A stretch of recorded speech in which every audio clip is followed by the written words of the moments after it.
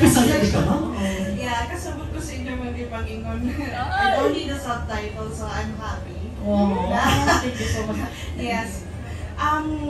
Karon ang pangutanan nako is karon sa ka-importante nimo nga na-show about Bisaya. So I guess most people here understand that how important is this show na parang Bisaya kasi for the longest time di ba nga daghang kay nga Tagalog ra kaayo ang language so nya karon nga daghang Bisaya kay ang show. It's very important talaga sa akin talaga itong Bisaya na show dahil at ako pa yung napili nila ba na magdala nito ba dahil Bisaya is my first language. Yeah, that is your mother tongue. Yes. Akala mo talaga mga seryoso yung pagka-English. Bisaya is my first language. That is where I begin. Yes. So talagang alam mo, pag doon ka talaga nang galing, kahit pabalik-balik ta rin, hindi ko lang alam sa iba, kahit pumunta ka pa ng Amerika, pumunta ka ng mga Spain, pumunta ka pa ng Uruguay, hindi pa rin matatanggal sa iyo ang pagka-Bisaya mo. Lalo na yung tradition, yung pagiging Bisaya mo sa sarili mo talaga. So, important dito sa akin na dalhin dito sa national because alam mo yung makita nila at ma-heard nila kung unsa gyud ang mga Bisaya, kung unsa ang mga traits namo at maintindihan nila. They will understand na ito pala mga Bisaya, hindi pala sila galit. Oo. Yung mukha lang nila mukhang galit. But maintindihan nila deep down. Yeah, deep down. Ooh. Deep down, and moving on. So, maintindihan nila na talagang ganito lang ang mga Bisaya. We didn't mean anything bad, but ito lang talaga kami, masayahin lang talaga kami. Correct. And of course, sa amin sa bakit pa lang. Bad vibes, good vibes, good vibes na. Good vibes lang. Dito pwede magpa-stress-stress ang mga problema. Oo. And of course, next question. Yeah, naa pa may question. Yes. Sorry, ma'am. Okay lang. Kasi nakita mo man sa ako na I was frequently parang teased na Bisaya, na di ba nga na-accent minsan. Naka-experience mo kayo anak? Always talaga ako na mag-experience na parang tinitis talaga ako na, na Bisaya ako na parang, siyempre pag nung tinis na ako, tinis ko din sila. So talagang tiniis na lang din nila ako dahil talagang hindi na din nila kinaya. Hindi, always naman talaga yung pag sa mga Bisaya talaga na, kasi siguro na parang, naging normalized na lang ba? Naging normalized na lang ba? Gano'n. Kahit naman siguro mga Tagalog din, minsan nagkakamali din sila ng parang ka ng mga gano'n. Kasi may mga kaibigan din ako nagkakamali sila. But then again, mostly lang sa mga Bisaya. Kasi siguro, minsan tayo mga Bisaya, pag nasa Bisaya tayo na lugar, it's atay tayo lahat eh. Kagaya ng pinsan ko, ang kanyang pink is, ang kanyang pag-spelling ng pink ay, pag-spell ng pink is P-I-N-K. Diba? So parang feeling natin, sa Bisaya tayo, parang lahat tayo, pero ito kasi sa Manila, parang alam mo yung meron makakapansin talaga sa iyo. So, pag ginaganyan naman nila ako, ay is as a learning. Yeah. As a learning, and it's my opportunity na mapatawa sila. Yung mga tao, kasi pag ginaganyan, iniluloko ko nila sila. So, parang sila natatawa sila, at the same time, parang kapag mag-correct man sila, hindi na sila, may ma-off. It will consider as a learning na lang para everybody happy and everybody love them. Yes. Thank you so much. Thank you so much, so Miss Angelica. Next. Miss Catherine. Next is Ma'am Hannah Mallorca from Inquirer.net. Hello po, Miss Mela. Congratulations po. Thank you so much, Miss Hannah. Ano po yung, as for someone who's a non-Bisaya, ano po yung gusto nyo ma-pick up ng mga non-Bisaya viewers kapag napanood po nila yung Kuan on 1 Season 2, Season 3, possibly, and Season 100? Ay, grabe naman. Sana magdilang ang hilig ako.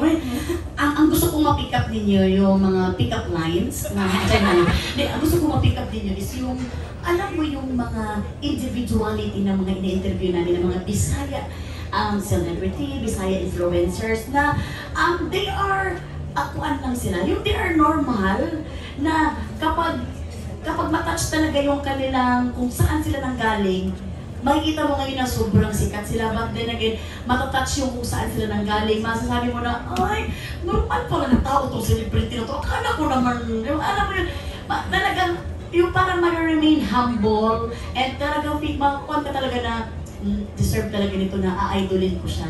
doon sa ating mga celebrities at mga influencers na i-interviewin. So, I want na ma-pick up ninyo yung mga lessons sa buhay nila na talagang ma-a-apply nyo rin sa buhay ninyo. Yan. Second question po, if ever po, sino po yung parang guest na parang nagbigay sa inyo ng unforgettable memory behind the scenes at bakit? Unforgettable memories behind the scene is si Davao Conyo. Si Davao Conyo. Kasi ano mo ito, pagka-interview ko sa kanya, tapos pagkatapos yung parang nakilala ko siya, tapos parang siya, ano mo yung parang kapatid ko. Tapos parang kami nag-usap niya, uy, magbanding tayo. Kasi matagal na din para siya dito sa Manila. Mag-1 year na ata siya dito sa Manila. Tapos parang nahiya din siya ba. But then again, lahat ng mga, makita mo naman, sino ang nanonood kay Davao Conyo dito na sobrang giliw na giliw sa mga kuan niya, di ba, mga post niya, di ba? Mga contents niya. So, alam mo yun, na-amaze ako sa kanya dahil nag-open up agad siya nung sa personal na buhay niya na hindi naman namin pwedeng pag-usapan sa kuan naman. Pero nag-open up sa akin, talaga tinuring niya ako na trusted talaga niya ako. Gusto niyo malaman kung ano yun? Bakit tayo yung nabawin Thank you so much, Ms. Hannah Mallorca from Inquirer.net. Next is Chad Solis from Manila Feed, rather. Hi, Melay. Hello, Mr. Chad Solis. Congratulations. So for my first question, sa iyong tagal na nag-host, tapos nag-co-host ka pa sa Chris TV, no? So ano yung mga important na lessons na lagi mong baon every time na nag-i-interview ka?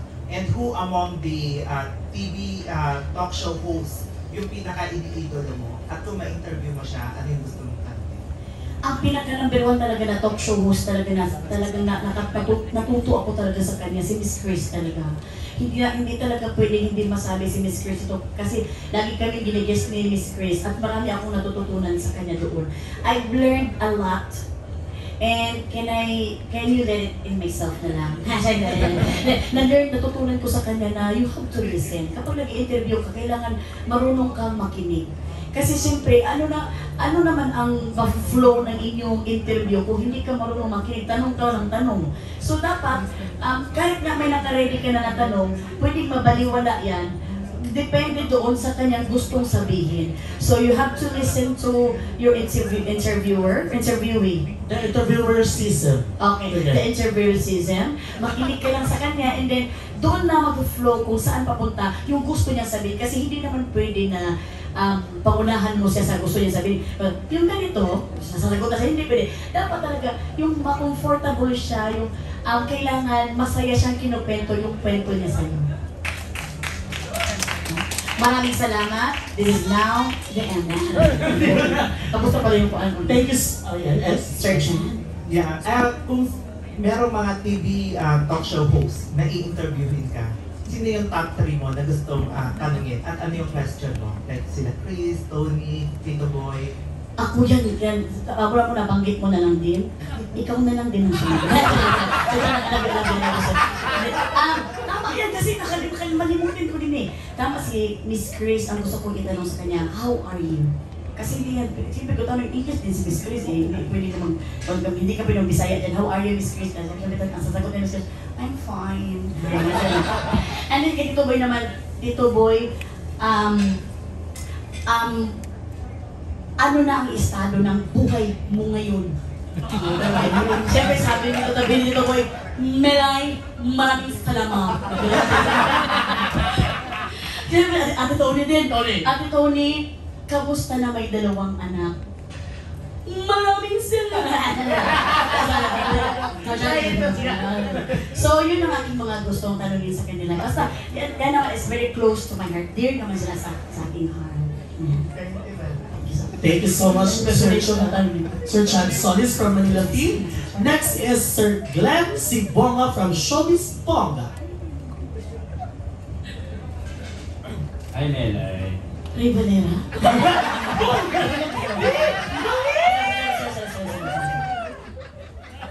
Ayan, Melay, syempre, congratulations. Ina-expect mo ba itong success nitong season 1, kaya nagkaroon ng season 2? Sa tingin mo, bukod sa galing mong mag-host, di ba? At saka very engaging ka sa pag-i-interview, ano sa tingin mo yung sikreto nung show, kaya pumatok ito sa mga tao? maraming salamat talaga, Sir Ray. Maraming salamat. Sir Glenn, nalapi Sir Glenn. Alam mo talaga, Sir Glenn, sobra, hindi ko talaga i-expect ito na magkaroon ng season 2 kasi alam mo naman ako is very contented ako kung ano ang binigay nga ni Lord sa akin. Sobra na akong nahiya. Bakit siyempre, nahiya ka ba rin?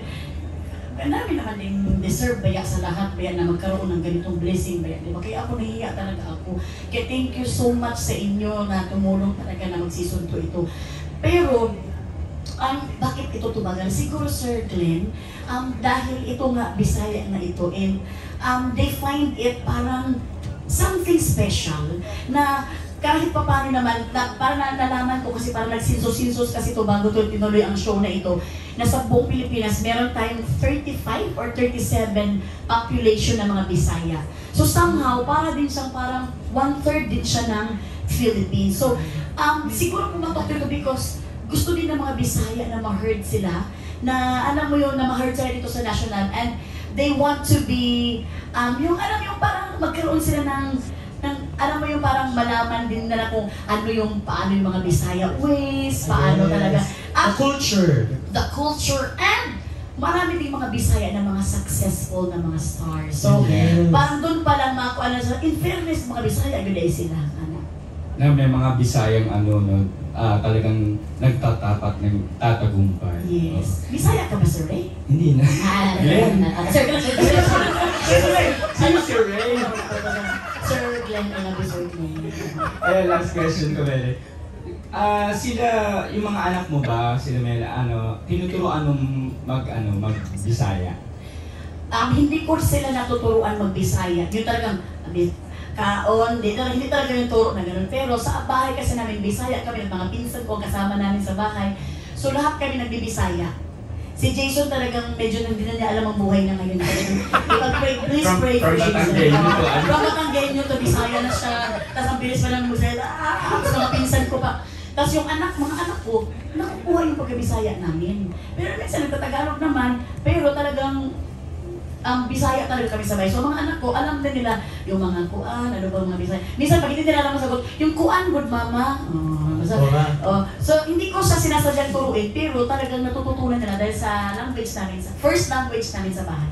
Natanong ko yung Melay kasi posible bang magkaroon ka rin ng mga guests na batang Bisaya? Of course! Siguro, ako pangarap ko mag-guest 1 month na Bisaya. 1 month ba? Dali lang, Sir Glenn. Gusto ko bata na ng mga personalidad na mga Bisaya ba na i-guest nila sa... Kay, lingaw po sila ba? Very cute. Kay maraming mga influencer na mga Bisaya. Masag Visayas as Mindanao na sobrang sikat ngayon. So, ano mo, pero syempre kailangan nating magkaroon ng formal na magpaalam tayo sa Dole. Correct. Yes.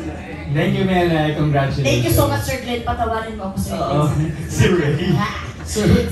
Yeah, and then last one is si Sir John. Yeah, Sir John Ivor Bermejo. Sir John Ivor Bermejo. Salamat, Sir John Ivor. Yung question ko is, dugpo ko na tayo about sa One on One on Wheels. Anong lugar yung gusto mong puntahan and bakit? Ayan, good question. Good question. Actually, lahat ng lugar sa Luzon, Visayas at Mindanao. Gusto talaga natin puntahan yan. Actually, gusto ko mag-interview ng Bisaya at dadalhin ko dito sa Luzon. Kasi para maikot ko siya dito sa Luzon ba, na mag-usap lang kami Bisaya, pero itutur ko rin siya kung ano yung mga magagandang places dito sa Luzon.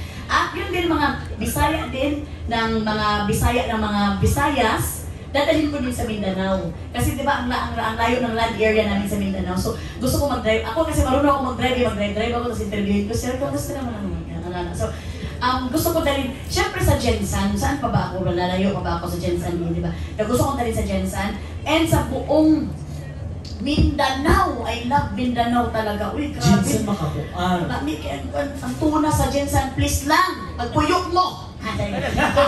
Sa Jensan, and then gusto ko rin makarating sila ng Butuan. Ito yung mga lugar na magaganda, Cagayan de Oro, na hindi nyo alam na maraming mga tourist destination doon talaga. Indeed. Tara na, lipad na tayo. Tara na. So gusto ko sila sa Mindanao.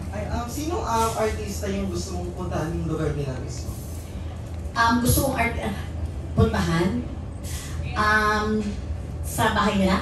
Yes. Siguro gusto ko rin puntahan si si Slater. Slater yan. Slater, Kasi yeah. si Chris Uy. Oo. Kasi nila mag-asawa yan. Sobrang bait din yung mag-asawang yan. Kaya na-interview nila ako sa podcast nila. Ang kapakabait na mag-asawa na yan. Gusto ko puntahan yung bahay nila kasi mamaya naman yung bahay nila. Di ba mga ganun tayo? Ganun kasi minsan kami mga Bisaya ko. Ano yung bahay niya? Gusto ko mapasok yan. Gusto ko lang makita. Ano yung loob, di ba? Correct. So, gusto ko mapuntahan yung bahay nila. The celebrity na si Slater Young and Miss Chris Uy. Thank you po. Thank you so much. Thank you so much, Sir. Parang may gusto ko siya itanong sa akin, no?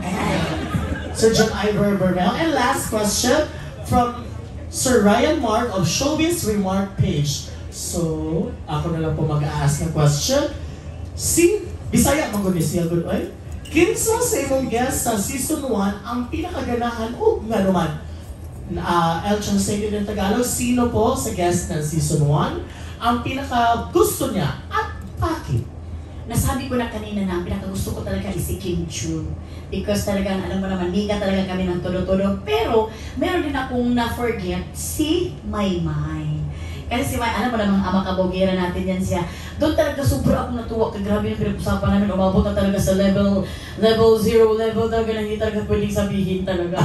Pero, alam mo yung mga Bisaya, kasi talaga minsan nawawala ka sa sarili mo pag-usapan. Minsan, I'm sure ang mga Tagalog din makakarelate nito pag yung sobrang close mo yung kausap mo, yung wala na kayong alam, hindi nyo alam, medyo hindi na ito pwede pag-usapan sa TV. Ay, oo. So, si Maymay, grabe talaga ang pagkabisaya ni Maymay kasi parehas kami Mindanaoan eh. So, parang parehas kami ng pagkabisaya. So, grabe yung aming kuanbay ka ng tawanan talaga namin. Correct. Nakita ko talaga yung pagkuan ni Maymay dito sa show business hanggang ngayon. Nag-remain pa rin ang pagka-Bisaya taste niya. Okay. Eto na, last question. At ang last question. Ang ganda nito, no? Palaging last question.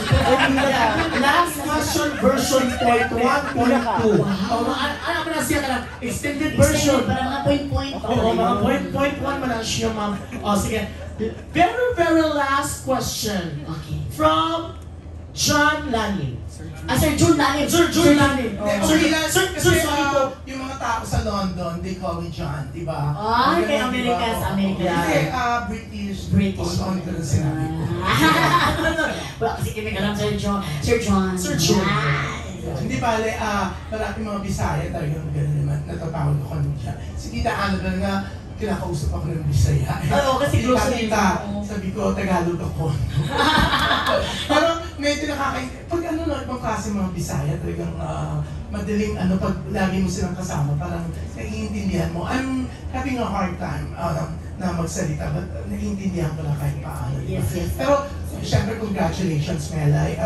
Sir Jun, andito ka na naman. Salamat, Sir Jun. Ang presensya mo talaga. Thank you so much. Hindi, pero alam mo, kami lahat, actually, yung mga close mo, mga nakakakilala sa'yo, I think majority of the entertainment press and the vloggers naman talaga, they're always praying for you kasi you're one of the nicest. Actually, natuwa ako sa'yo ha. Ito, hindi ko pinost, hindi ko alam. Pero when Melay learned that I was rushed to the hospital 3 weeks ago, talagang pinagdasal niya ako, tinext niya ako, sabi niya, June, I'm praying for you, na sana gumaling ka ganyan. This is sa Gcash, padala mo na lang yung para sa padasal, okay? Pero napaka-sincere mong tao, no? Melay, ang sarap kasi, pag katulad nito, second season mo pa lang, pero pinagdarasal na lahat na sana mas magtagal pa. Ang sarap ng gano'n, no? Yung everybody loves you na may mga iba kasi, kahit na mamayag pa, parang yung iba, they hate that person, parang ayaw nilang magtagal. Pero ikaw, ano yung pakiramdam na ramdam mo yung pagmamahal sa iyo ng mga tao na lahat nagdarasal na sana mas magtagal pa, lalo ka pang swertihin. Wala akong salamat ng Sir Jun. Wala pa nga Christmas, nagkaling Chinese New Year na tayo. Swertihin na. Salamat Sir Jun talaga sa iyong presensya kay siyempre napaka-busy ba ito ni Sir Jun, international ba itong traveler talaga ito at saka business niya. Pero nakapunta pa rin siya dito sila na Miss MJ Mark Forty. Salamat, itawag ito. Actually, si Salve Asis nandiyan din eh. Gusto niya nga magtanong. Oo. Gusto niya itanong yung sex life mo. Sabi ko, huwag na, sabi, huwag ka na magtanong kung niya itanong. Kaya, I'm very sorry, private masyado, ma'am. Only one-on-one na lang. Sir John, kanang sobra akong thankful talaga kay Lord na alam mo yung pag marinig pala na gano'n ang mga sinasabi ng ating mga press people at sa ating mga nanonood, mga kuanisten. So, alam mo ako, kaya alam mo yung parang maiyak ako ba?